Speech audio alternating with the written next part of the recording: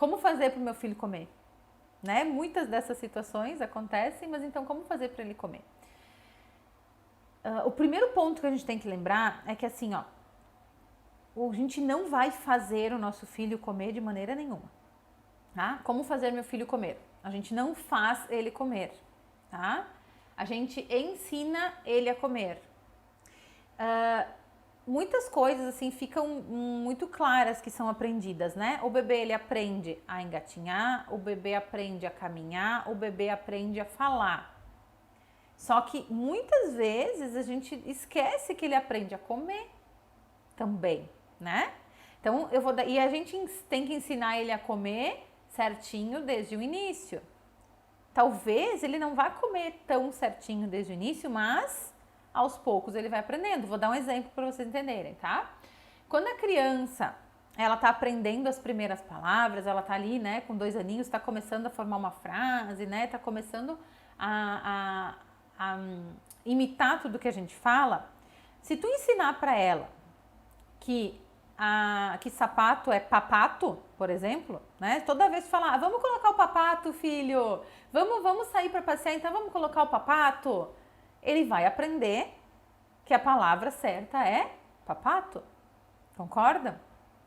Então, o que acontece? Por mais que o nosso filho, ele fale papato, a gente vai continuar falando, filho, vamos colocar o sapato para sair, né? Um exemplo, né?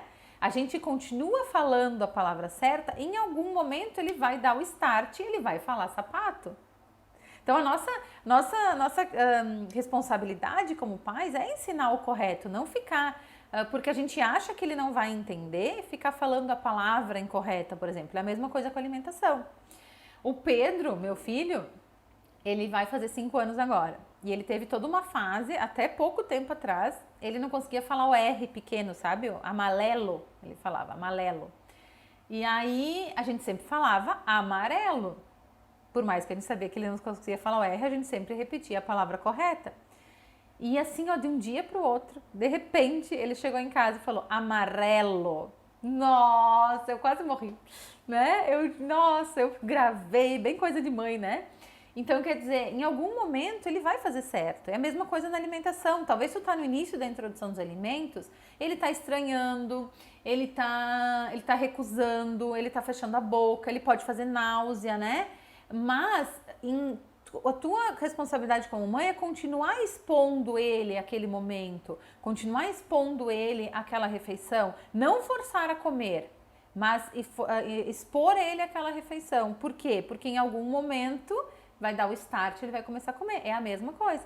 A gente fala a palavra correta e aos poucos eles aprendem a falar a palavra correta.